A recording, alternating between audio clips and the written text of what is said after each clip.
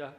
갈릴리 해변에 다니시다가 두 형제 곧 베드로라 하는 시몬과 그의 형제 안드레가 바다에 금을 던지는 것을 보시니 그들은 어부라. 말씀하시되 나를 따라오너라. 내가 너희를 사람을 낚는 어부가 되게 하리라 하시니 그들이 곧 그물을 버려두고 예수를 따르니라. 거기서 더 가시다가 다른 두 형제 곧 세베대의 아들 야고보와 그의 형제 요한이 그의 아버지 세베대와 함께 배에서 금을 깁는 것을 보시고 부르시니 그들이 곧 배와 아버지를 버려두고 예수를 따르니라. 아멘. 오늘 이 성경을 보면 18절에 갈릴리 해변에서 예수님이 다니시다가 제자들을 부르시는 장면이 나와요. 지난주에 제가 사진을 준비를 못했는데 오늘 사진을 준비했습니다. 목사님 설교에 사진을 좀 보여주시면 좋겠습니다 하는 분이 계셔서 이 갈릴리 사진을 여러분들에게 좀 보여드리겠습니다. 화면에 잘 보이시죠? 날씨가 제가 이거는 저작자가 저예요. 제가 찍어온 거라서 인터넷에 요즘 유튜브나 이런 데 나가는 영상들 잘못하면은 다 이렇게 좋다 그래서 마구 올리면 안 된다 그러더라고요. 저 끝이 보이세요? 제가 설명을 드릴 때 가로 세로 이제 지름이 각각 3km, 짧은 쪽이 한 12km 정도 된다 그랬습니다. 정말 끝이 안 보여요. 엄청나게 먼 거리입니다. 호수라 하기에는 너무나 크고 그래서 바다라고도 부르기도 하죠. 그래서 이렇게 보는데 사진 두 번째 사진으로 지금 넘어왔습니다. 앞에 이렇게 쇠로다 된 막을 쳐놔서 저 돌 위를 못 올라가게 해놨어요. 좀 이따 성경 본문이 잠깐 나오지만 저희가 바로 예수님께서 이 요한을 부르신 요한을 다시 요한복음 끝부분에 나오는 떡을 구워서 주시고 먹이신 다음 부르신 바로 그 자리로 올라가는 데인데요. 저거 막아놨어요. 왜 그러냐면 저기 2000년 전에는 저 돌 높이 이상으로 다 평형이었는데 2000년이 지나가는 동안 깎여 나가가지고 해변이 저렇게 낮아졌어요. 그게 저기가 굉장한 유물이라 사람들이 올라가면 안 돼요. 이 성지순례를 아마 이 코로나가 이제 어느 정도 잠식되면 제일 많이 가시지 않겠나 그런 생각이 들어서 사진을 보면서 잠깐 또 은혜를 나누고 있습니다. 다음 사진입니다. 여러분 똑같은 바다인데 여기는 갈릴리 호수가 아니에요. 여기는 사해입니다. 사해는 글자 그대로 염분이 너무 높아서 고기가 못 살아요. 지구상에서 염분이 가장 높은 바다로 불리는데 저기는 저 옷 벗은 사람들이 보이죠? 저렇게 벗고 물에 들어가면은 마사지를 하는데 그렇게 좋다 그래가지고 사람들이 들어갑니다. 근데 얼마나 염분이 높은지 3분의 2 정도만 몸이 물에 잠기고 나머지는 다 떠요. 염분이 더 높은 곳으로 가면 3분의 1만 잠기고 다 뜹니다. 그 정도로 대단한 곳이에요. 저기는 이스라엘 땅에 2개의 저렇게 바다가 있다는 것. 근데 갈릴리 바다에는 수영하는 사람이 별로 없어요. 다 배 타야 돼요. 가라앉으니까. 저기는 수영 전혀 못하는 사람도 그냥 들어가면 저렇게 잘 뜰 수 있습니다. 어쨌든 하나님 은혜로 이렇게 제가 성지순례 갔다 와서 여러분들에게 사진을 보여드립니다. 자, 그러면 저희를 배경으로 해서 오늘 우리 갈릴리 해변에 있는 말씀을 한번 생각하겠습니다. 제자들이 왜 예수님을 따랐나라고 하는 생각으로 먼저 시작을 하겠습니다. 성경에 보면 예수님이 오늘 제자들을 부르실 때에 나를 따라오너라 이 2번이나 그렇게 말씀을 하시는데 그렇게 나를 따라오라는 말씀에 제자가 되는 사람들이 덜커덕 따라 나섰어요. 어떻게까지 했는가? 배에서 금을 깃고 있는데 그냥 부르시니까 배하고 아버지까지 버려두고 쫓았어요. 어떻게 보면 불효자식처럼 보여지죠. 아니 믿음을 가지지 않은 사람들의 눈으로 보면 어떻게 아버지를 버려두고 나와? 이렇게 될 수 있습니다. 그런데 우리가 믿음을 가지고 보면 예수님이 부르시니까 예수님의 카리스마, 영적인 예수님의 그 권세 때문에 사람들이 따라 나섰어. 이렇게 생각할 수 있습니다.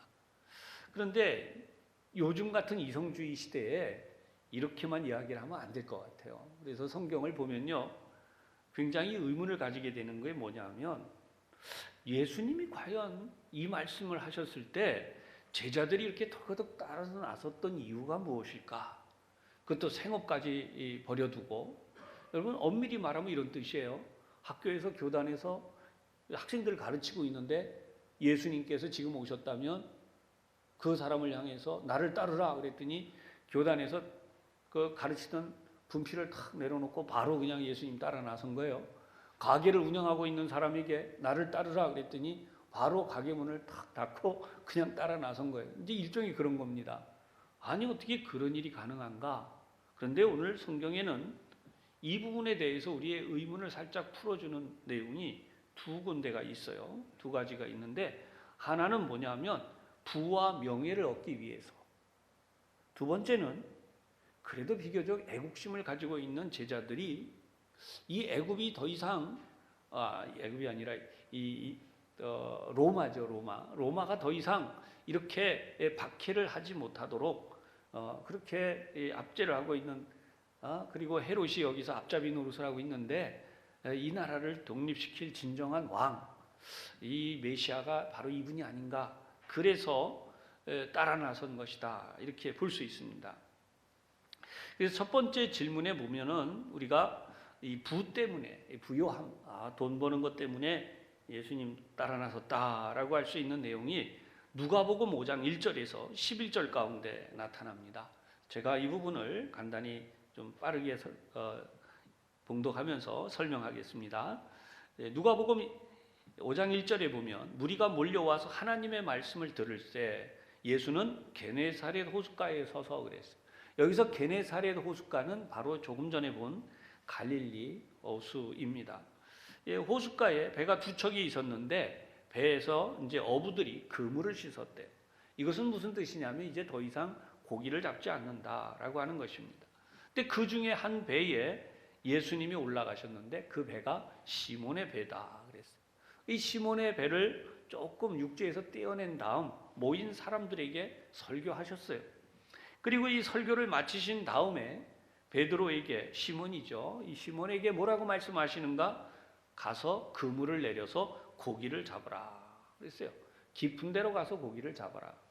그런데 사실은 시몬의 입장에서는 이게 말이 안 되는 거예요.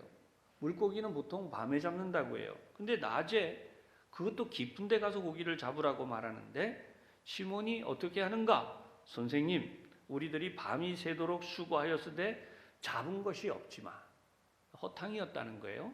근데 이제껏 말씀을 들었으니 그 말씀을 의지해서 내가 그물을 내리겠습니다. 그리고 와서 그물을 내렸더니 무슨 일이 일어났느냐? 그물에 고기가 너무 많이 잡혀서 찢어질 정도가 됐다는 거예요. 그래서 이 사건 때문에 다른 곳에 있는 친구를 불렀어요. 동무에게 손짓해서 도와달라. 그래서 이 고기를 건져서 담았는데 두 배가 잠기게 되었다. 이 말은 이제 가라앉기 직전이다. 이 정도로 만선이 됐다라고 하는 거예요. 어떻게 보면 이게 이제 초유의 일인 것이, 모든 사람이 고기 잡힌 것으로 말미암아 놀랐고, 또 시몬의 동업자인 야고보와 요한도 놀랐다라고 그래요. 사상 초유의 일이라는 거예요. 요즘으로 말하면 대박 중에 대박이 난 거예요. 이렇게 되니까 어떻게 됐나? 마침 이런 상황에서 예수님이 네가 이제는 이 고기 잡는 수준이 아니라 사람을 취할 것이다 라고 하니까, 아이고, 성공하는 것 중에 제일 성공이 뭐예요? 사람들을 내 밑에서 마음대로 부리게 되는 거잖아요. 그러니까 덜커덕 예수님을 따라 나섰다는 거예요. 배들을 육지에 대고 모든 것을 버려두고 예수님을 따랐다. 오늘 본문과 같아요. 돈 많이 벌고 성공하는 것이죠. 그런데 이제 조금 전에 돈과 명예라 그랬습니다. 부와 명예. 명예에 대한 부분은 어디 나오나? 마태복음 20장에 나옵니다. 마태복음 20장 20절과 21절에 이제 나오는데요.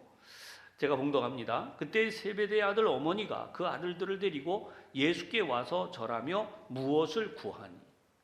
요즘으로 말하면 이게 헬리콥터 맘이에요. 아니 엄마가 어떻게 여기까지 끼어들어서 예수님 앞에 와서 내 아들들 좀 출세시켜 주세요. 이렇게 얘기하는 거예요.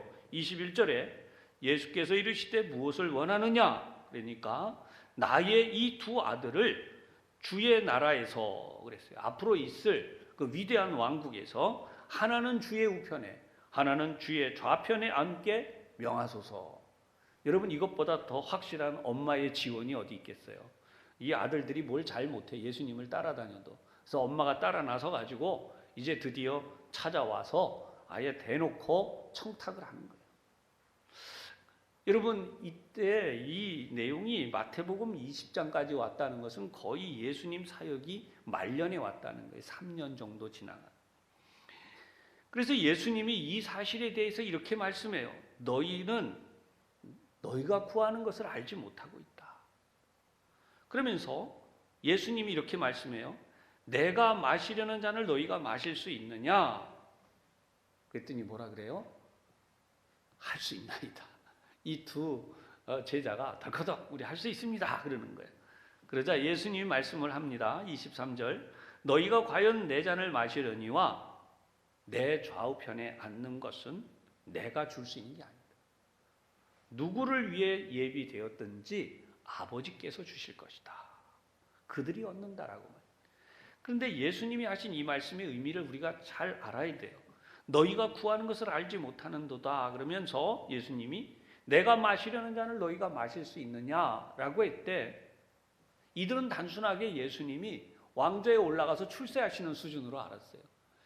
예수님께서 그분만이 하실 수 있는 일, 십자가에 달려 죽으시되 그 피를 흘려 온 인류의 죄를 사하시고 죽으시는 그 일이 과연 세베대의 두 아들이 죽는다고 되겠느냐 말이에요. 사람은 할 수 없는 거였어요. 오직 하나님만이 하실 수 있는 일이기에 예수님께서 내가 마시는 잔을 너희가 마실 수 있겠느냐라고 하신 것입니다.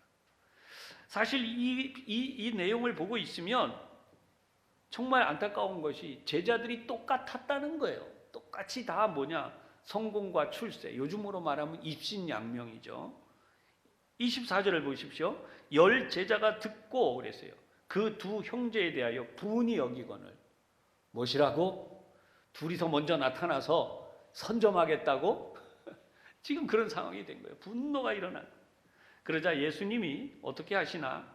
제자들을 불러다가 이렇게 말씀하셨어요. 이방인의 집권자들이 그들을 임의로 주관하고 그 고관들이 그들에게 권세를 부리는 줄을 너희가 알거니. 소위 말하면 성공하고 출세하면 정권을 얻으면 집권자들이 마음대로 한다 이거죠.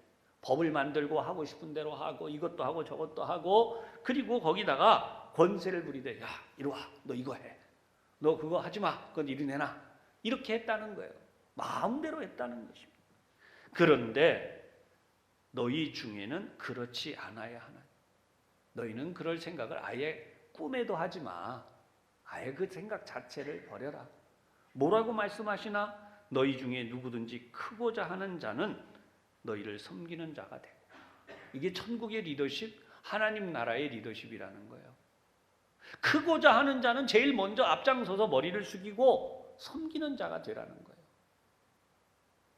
여러분 이게 얼마나 말도 안 되는 이야기예요. 근데 그 다음 나오는 말씀이 더 기가 막힌 얘기예요. 너희 중에 누구든지 으뜸이 되고자 하는 자는 너희의 종이 되어야 하리라. 종의 리더십이란, 종은 리더십이 없어요. 종은요 섬기는 것밖에 없습니다. 먼저 앞장서서 인사하고 먼저 허리를 굽신굽신하고 먼저 상대방의 신발을 챙기고 먹을 것이 나오면 먼저 챙겨다가 갖다 내려놓고 딴 사람 다 먹은 뒤에 챙겨 먹고. 여러분 종으로 살아가는 것을 예수님이 말씀하셨어요. 섬기는 자 종이 되어요. 아이고 목사님 말도 안 돼요. 천국에 가서도 그렇게 하면 어떻게 살겠어요? 여러분 세상에서도 여러분 우리 살면서 넘덜이 나는 일 많잖아요. 거만하게 목을 흔들고 큰 소리 치는 사람들, 되도 않는 걸로 고집이나 세우는 사람들, 여러분 그런 사람들 보고 있으면 아유 지겨워라. 천국 가서도 그런 사람들을 만나서 산다 그러면, 천국에 그런 사람들만 잔뜩 있다면 천국을 뭐하러 가겠어요? 진짜 천국이 아니잖아요 거기가. 그런데 반대로 여러분 이 세상이라도 누구든지 갔더니 앞장서서 친절해, 친절뿐 아니라 앞장서서 인사하고 손잡아주고 그냥 뭐 내가 뭘 할세라, 뭐 필요한 거 없느냐, 어떻게 도와주면 되겠느냐, 그냥 그때마다 필요한 거 다 가져오고.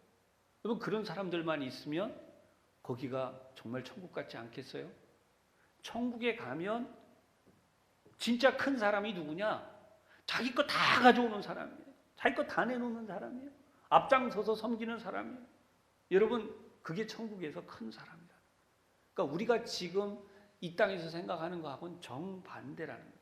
심지어 예수님 뭐라고까지 하시나? 인자가 온 것은 섬김을 받으려고 온 게 아니야. 내가 왕이 되고 메시아가 되고 왕 중에 왕이 되고 이스라엘의 왕이 되고 하는, 그래도 나는 오히려 섬기려 하고 내 목숨까지도 대속물로 내주려고 하는 것이다. 예수님이 이렇게 말씀하시는데 제자들은요 이때도 이 말씀을 이해 못해요. 그래서 이들이 실패하고 말아요. 이들은 부와 명예에 대한 집착이 얼마나 심했는지, 예수님이요 부활하셨다니까 얼마나 놀라워요. 예수님 부활하신 데 집중해야 되는데 그게 아니고 이들이 지독한 이 생각을 못 바꿔요. 왜 그렇게 됐는가? 여러분 사도행전 1장 3절에서 8절까지 나오는 내용을 보도록 하겠습니다. 그가 고난 받으신 후에 또한 그들에게 확실한 많은 증거로 친히 살아계심을 나타내사 40일 동안 그들에게 보이시며 하나님 나라의 일을 말씀하시니라. 하나님 나라의 일을 이렇게 다 말씀해 주셨는데 그 내용이 뭐냐? 4절과 5절을 보세요. 사도와 함께 모이사 그들에게 분부하여 이르시되 예루살렘을 떠나지 말고 내게서 들은 바 아버지께서 약속하신 것을 기다리라. 요한은 물로 세례를 베풀었으나 너희는 몇 날이 못 되어 성령으로 세례를 받으리라. 이렇게 지금 이게 진짜예요. 이렇게 돼야 돼요. 그런데 예수님의 이 말씀은 귓등으로 넘어요. 6절을 보면요, 그들이 모였을 때 예수께 여쭈어 이르되 주께서 이스라엘 나라를 회복하심이 이때니까. 오직 이들은 정권 창출이에요. 이들의 꿈은 권세를 얻는 거예요. 이스라엘 나라를 회복하심이 이때입니까? 예수님의 제자들이 전혀 예수님의 이 구령사업, 예수님이 이 땅에 오셔서 하실 이 구원의 역사를 지금까지 십자가에 달려 죽으시고 부활하셔서까지 말씀하시는데도요 이들은 거기에 관심이 없어요. 그러자 예수님이 이렇게 말씀합니다. 7절에 때와 시기, 너희가 말하고 있는 그런 일은 아버지께서 자기의 권한에 두셨으니 너희가 알 바 아니야. 너희는 그런 거 상관도 하지 마. 아니 이런 황당한 얘기가 어디 있어요? 지금 그것 때문에 여태까지 예수님 따라다녔는데. 예수님이 이렇게 이해 못할 말씀을 8절에 하세요. 오직 성령이 너희에게 임하시면 너희가 권능을 받고 예루살렘과 온 유대와 사마리아와 땅끝까지 이르러 내 증인이 되리라. 우리 다 외운 말씀이잖아요. 이제는 우리가 이 말씀을 이해하고 있지만 예수님의 제자들은요 이해를 못했어요. 그래서 이들은 지금까지 엉뚱한 말을 한 것이. 그런데 사도행전 2장을 넘어가면 성령 충만함을 받은 이후에 이들이 드디어 예수님의 말씀을 이해하기 시작합니다. 왜냐하면 그때 당시에 방언을 시작했어요. 성령이 불이 임하고 성령의 불을 받음으로, 성령 세례를 받음으로 그들의 입에서 자신들도 알지 못하는 말이 나오기 시작해요. 그것이 그 당시에 예루살렘의 명절에 모였던 각 나라에서 왔던 유대인들이 그들이 살던 나라의 언어로 듣기 시작하는 거예요.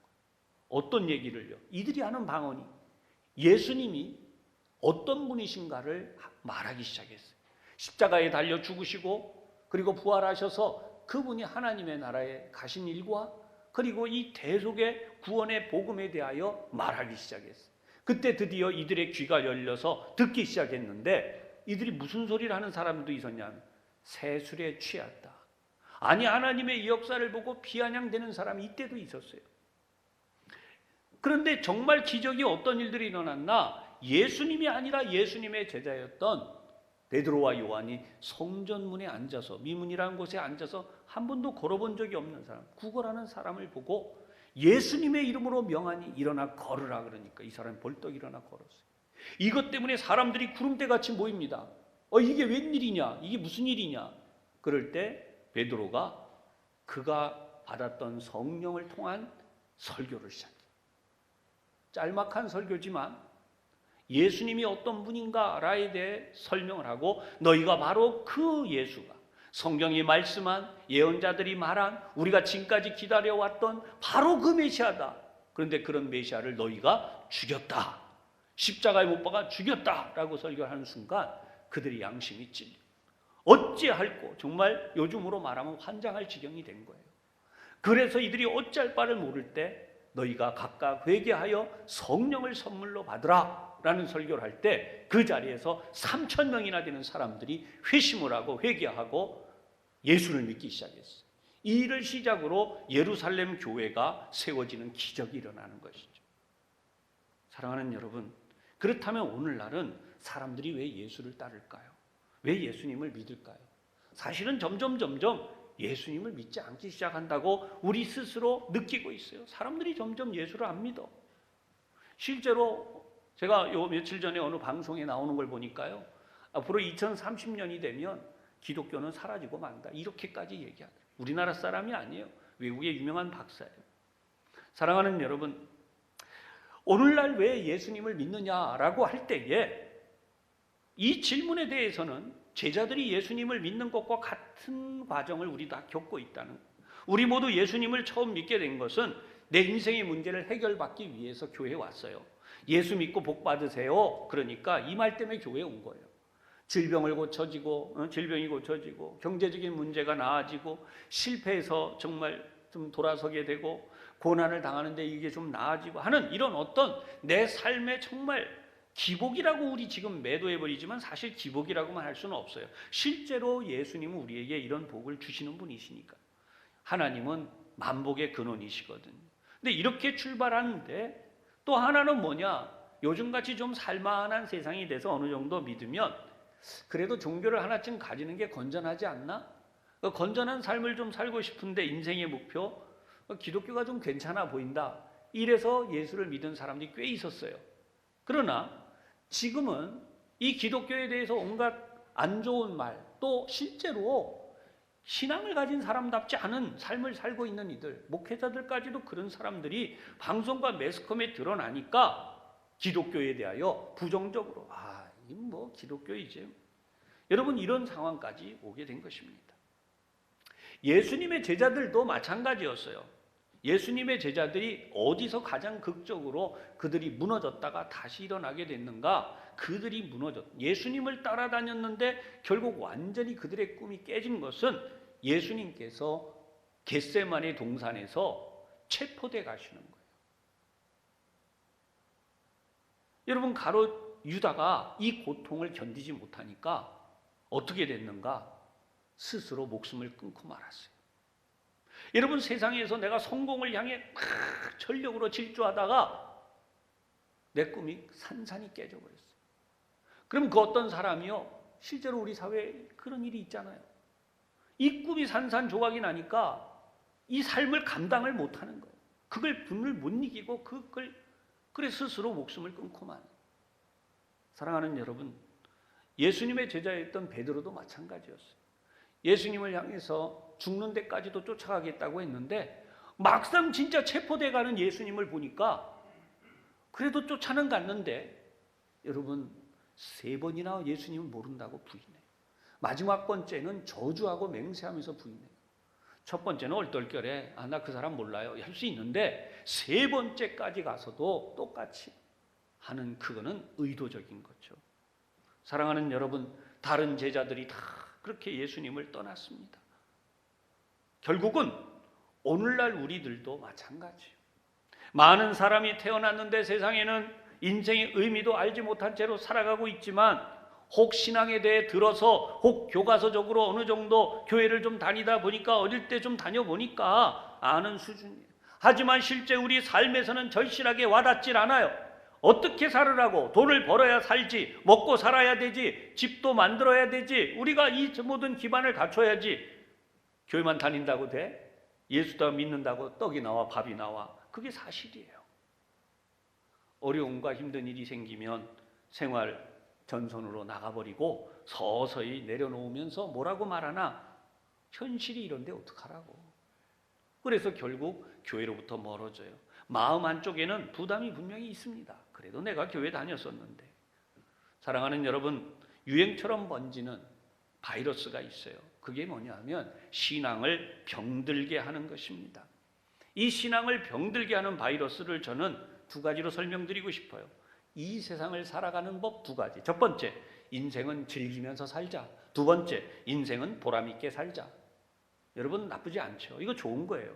그런데 이것이 과연 우리 신앙의 본질을 정말 잘 이야기하는 것이냐? 예수님의 제자들이 여기서 실패한 거거든요. 서울에서 목회를 하시는 어느 목사님이 설교에 이런 예화가 나와요. 이런 얘기예요. 뉴욕에 대동강 면옥이라고 하는 아주 냉면 가게가 있어요. 잘 되는 사업이 번창하니까 3개에서 4개 뭐 그 이상 막 늘어가는 거죠. 돈을 정말 잘 벌게 됐어요. 이분은 이제 이미 하나님 앞에 가고 안 계신데 이분이 했던 얘기를 이렇게 말씀해요. 목사님, 돈이요, 돈 버는 게 구원보다 더 어려워요. 여러분, 이분의 얘기예요. 왜 구원이, 돈 버는 게 더, 여러분, 돈을 가지고 믿음 생활하는 게 더 어렵다는 뜻이에요, 이분이요. 왜 그런가? 구원은 공짜로 받는데요, 거저. 예수 믿으면 다 구원받으니까. 여러분, 예수 믿고 구원받는데 돈 내셨어요? 1인당 뭐 통장, 청약 통장 뭐 갖고 오세요. 그럼 구원받습니다. 이렇게 안 하잖아요. 땡전 한 입 없이 천국 가는 게 성경에 나와 있잖아요. 그런데 이분의 이야기는 이거예요. 이런 구원받은 자로 살아가는데 돈을 못 벌고 그냥 그럭저럭 살 때는 그냥 그나마 잘, 11조 한 달에 그저 한 돈 100만 원 정도, 10만 원, 20만 원 뭐 해서 100만 원 정도. 그런데 이 11조 내는 일이 점점점 커져가지고요. 11조를 얼마까지 내게 됐나? 1억을 내게 됐대. 1억. 여러분, 11조 1억을 내게 되니까 1억 내는 게 안 되더라는 거예요. 야, 그 이분이 고백이 뭐냐 하면 10억을 주신 하나님의 은혜는 생각 안 하고 그 1억이 아까워가지고 11조를 못 내. 여기서 승리를 해야 신앙인이 된다는 거예요. 아멘. 공감하시기를. 그렇죠? 여러분, 돈 많이 벌었는데, 성공했는데, 출세했는데, 높은 자리 올라갔는데 그 시간 비워서 예배하러 오고, 높은 자리 올라갔는데 그 시간 내서 여러분 교회 학교 와서 아이들 가르치고 찬양대 와서 찬양하고, 아니 그 시간 나가서 강의하면 얼만데, 내가 어떤 사람인데. 여러분, 그렇게 사는, 그걸 쪼개서 하나님 앞에 드릴 수 있는 사람이 진짜 신앙인이 돼요. 알고 보면 여러분, 이런 실패로 인해서 결국은 베드로도 무너졌고 다 제자들이, 예수님이 3년간 제자 훈련하셨잖아요. 그런데 그 제자들이 예수님 다 떠났어요. 예수님 제자 훈련에 실패하신 거예요. 그런데 그 예수님이 어디에 나타나시나? 요한복음 21장에 보면 1절에서 17절 내용을 요약하겠습니다. 그 후에 예수께서 디베랴 호수에서 제자들에게 자기를 나타내셨으니, 날이 새어갈 때 예수님 바닷가에 서셨는데 제자들이 예수님이신 줄을 못 알아봤다는 거예요. 예수님이 뭐라고 말씀하시나? 얘들아, 너에게 고기가 있느냐? 그러니까 없습니다. 그물을 배 오른편에 던져라. 그래서 던졌더니 그물을 들 수 없을 정도로 잡혔다는 것이. 이때 드디어 베드로가 예수님을 알아보게 되죠. 예수님이다 라고 하니까. 그런데 식사를 하는데 예수님이 다 준비해서 주시는 동안 아무 말도 못하고들 있었어요. 그런데 15절에 가면 조밥 먹은 후 예수께서 베드로에게 이르시되, 시몬아, 네가 이 사람들보다 나를 더 사랑하느냐? 여기서 중요한 건 이 사람들은 거기 있는 제자들이에요. 네 동료들보다 나를 더 사랑하냐? 여러분, 이게 중요한 말씀이에요. 우리 같이 다 여기 있지만 우리는 모든 사람들보다 예수님을 더 사랑해야 돼요. 아멘. 이게 안 되면요, 세상은 그렇잖아요. 사람이 먼저야. 그게 잘못하면요, 하나님보다 사람이 먼저란 얘기가 돼요. 그래서 예수님이 이 말씀을 하시니까 베드로가 예 그렇습니다 라고 대답을 해요. 내 양을 먹이라. 근데 이것을 예수님이 못 믿어서 하는 것처럼 3번이나 반복하시니까 나중에 근심했다 이렇게 나옵니다. 근데 이 부분은 우리가 정확히 봐야 돼요.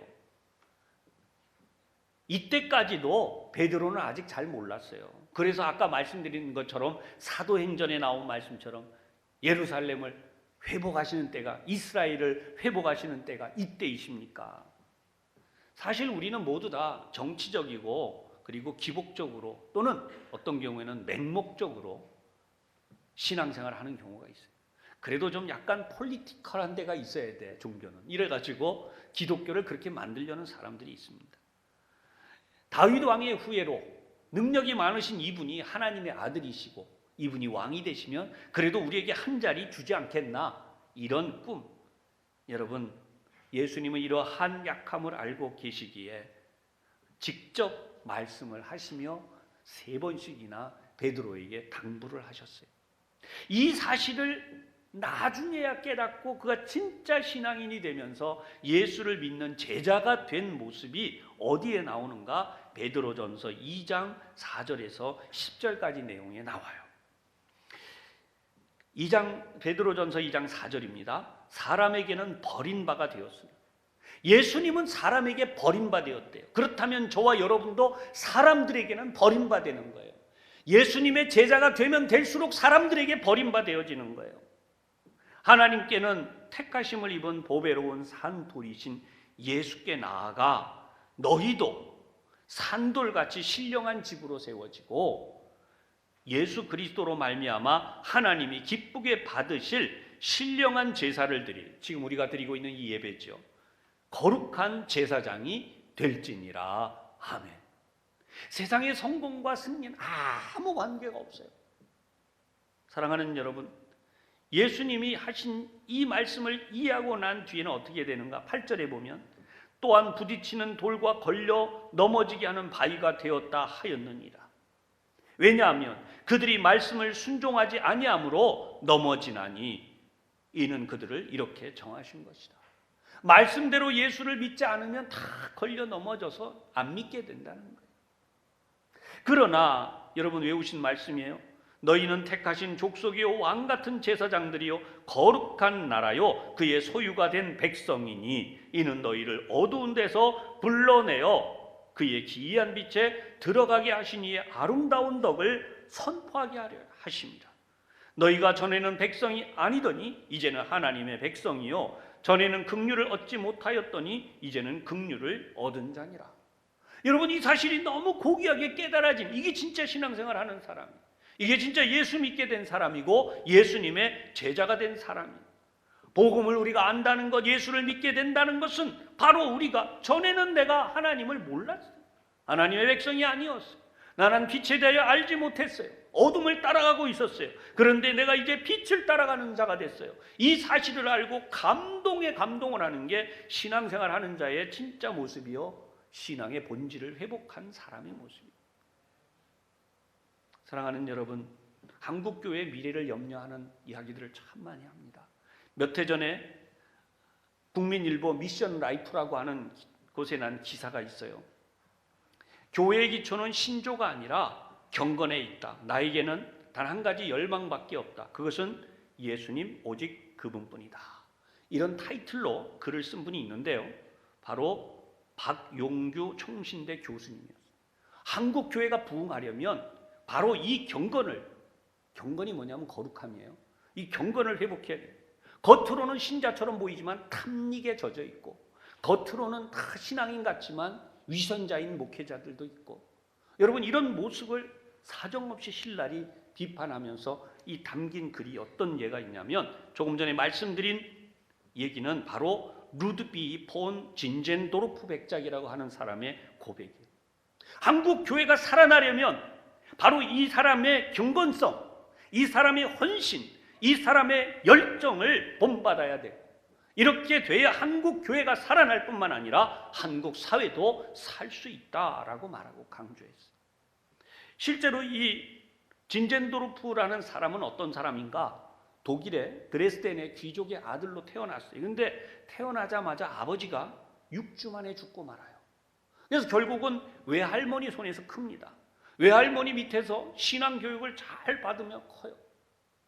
그가 19살이 되었을 때에 듀셀도르프, 독일에 있는 그곳에서 한 미술품 전시회에서 그림 앞에 섰어요. 이 그림이 도메니코 페티라고 하는 이 사람이 그린 그림이에요. 그런데 이 그림의 이름이 뭐냐? 에케호모라고. 에케호모는 라틴어예요. 이 사람을 보라라는 뜻입니다. 그 그림 앞에 서서 꼼짝을 못하는 거예요. 그 그림의 모습이 뭐냐? 예수님이 가시면류관을 쓰시고 피를 흘리고 계신 모습이에요. 그 앞에서 눈물을 흘리며 떠나지 못하고 있는 그에게 주님의 음성이 들려옵니다. 나는 너를 위해 목숨을 버렸다. 너는 나를 위해 무엇을 하겠느냐?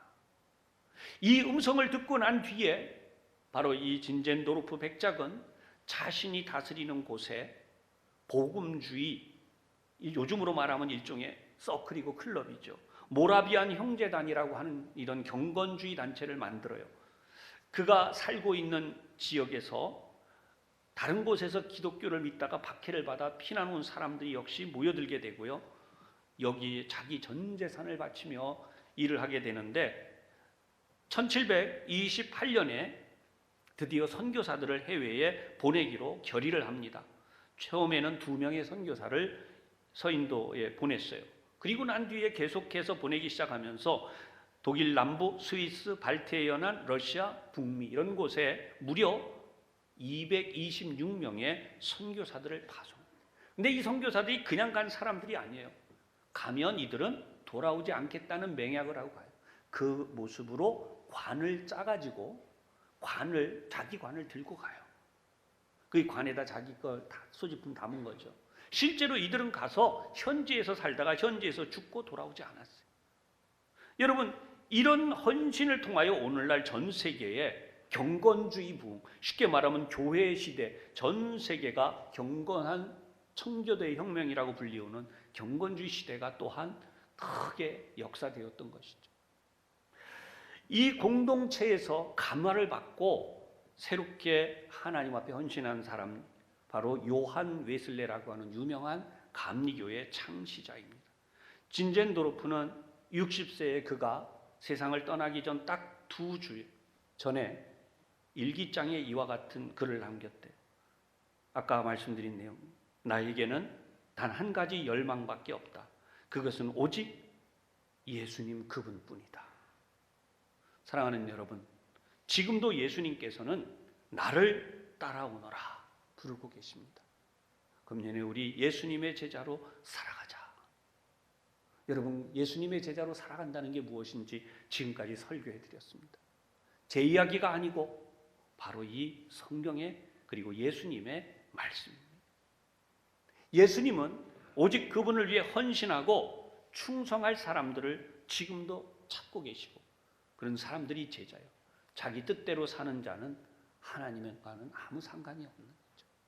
그런 의미에서 오늘 한국 교회가 세상의 손가락질과 지탄을 받는 단 하나의 이유는 경건이 사라지고 정욕과 탐욕대로 내 뜻대로 하나님의 뜻과 관계없는 예수님의 모습이란 찾을 수 없는 그런 모습으로 우리들이 한 사람이라도 세상에 나간다면 하나님의 영광을 가리고 하나님의 빛을 가리는 일이 일어나요.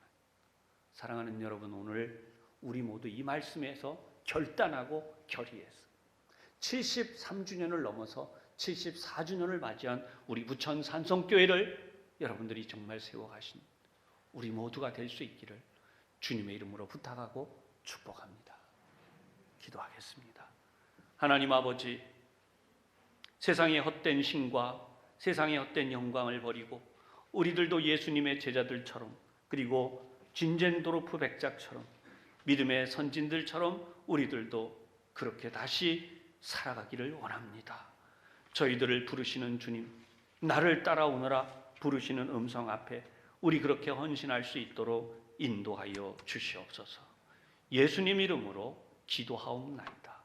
아멘.